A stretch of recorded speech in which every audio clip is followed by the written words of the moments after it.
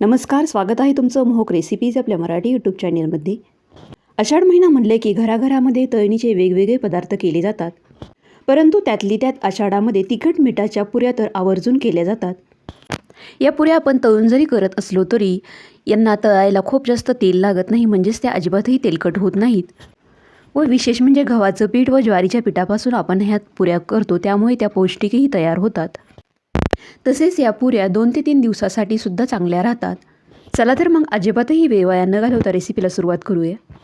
सर्वात प्रथम पुऱ्यांसाठी लागणारी कणिक घेऊया. त्यासाठी इथे एका भांड्यामध्ये 1 वाटी गव्हाचं पीठ, त्याच वाटीने पाव वाटी ज्वारीचं पीठ, 1 चमचा बेसन पीठ, 1 चमचा बारीक रवा यामध्ये घालून घेऊया. रव्यामुळे पुऱ्या एकदम खुसखुशीत अशा तयार होतात, त्यामुळे रवा घालायला अजिबातही विसरू नका. आता यामध्ये 1 मोठा चमचा भरून पांढरे तीळ घालून घेऊया. अर्धा चमचा ओवा घालून घेऊया.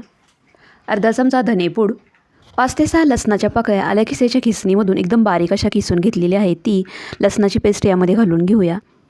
अर्धा चमचा लाल तिखट, थोडीशी बारीक चिरून घेतलेली कोथिंबीर घालून घेऊया. पाव चमचा हळद, पाव चमचा हिंग घालून घेऊया. या पुऱ्यांची अजून जास्त चव वाढवण्यासाठी यामध्ये थोडीशी कसुरी मेथी कुस्करून यामध्ये घालून घेऊया. तसेच मोहनासाठी इथे या भांड्यामध्ये 2 चमचे तेल गरम करून घेतलेलं होतं, त्यातील 1 चमचा कडकडीत तेल यामध्ये घालून घेऊया व हे पीठ चांगलं मिक्स करून घेऊया. पीठ चांगलं मिक्स करून घेतल्यानंतर थोड्या थोड्या पाण्याचा वापर करून घट्टसर अशी आपल्याला इथे कणिक मळून घ्यायची आहे. खूप जास्त सैलसर अशी ही कणिक मळायची नाही, थोडीशी घट्टसरच इथे मी ही कणिक मळून घेतलेली आहे. तर तुम्ही ते पाहू शकता, इतपत घट्टसर अशी ही कणिक इथे मी मळून घेतलेली आहे. 10 मिनिटासाठी तरी आपण ही कणिक भिजत ठेवून देऊया. 10 मिनिटानंतर पुऱ्या करायला घेऊया. सर्वात पहिल्यांदा ही कणिक चांगली परत एकदा मऊसूद अशी तयार करून घेऊया. एक मोठी पोळी लाटून नंतर त्याच्या छोट्या छोट्या पुऱ्या इथे करणार असल्यामुळे एक मोठ्या आकाराचा या कणकेतील गोळा तोडून घ्यायचा आहे. तसेच या पुऱ्या आपण पिठावरती न लाटता तेलावरतीच लाटून घेणार असल्यामुळे या पोळीपोट लाटण्यालाही थोडंसं तेल लावून घेतलेलं आहे. आपल्याला ही पोळी खूप जास्त जाडही लाटायची नाही व खूप जास्त पातळही लाटायची नाही, अगदी किंचितशी जाडसर अशी पोळी लाटून घ्यायची आहे.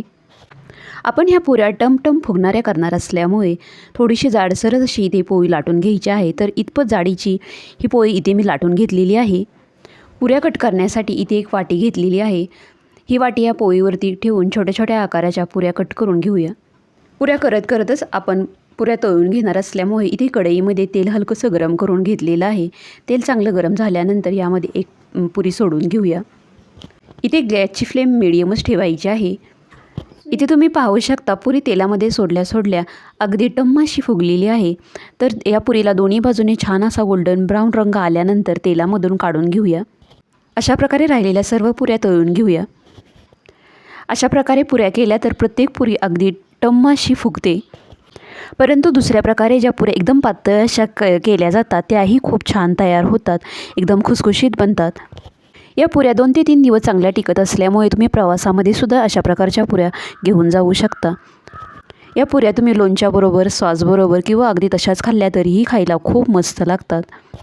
तर तुम्हीसुद्धा अशा प्रकारे केलेल्या तिखट मिठाच्या पुऱ्या नक्की करून बघा. पुन्हा भेटूयात अशाच एका नवीन रेसिपीसह. तोपर्यंत घरी बनवलेले पदार्थ खा आणि स्वस्त. तसेच जाता जाता आपल्या चॅनेलला लाईक करा, शेअर करा आणि सबस्क्राईब करायला अजिबातही विसरू नका.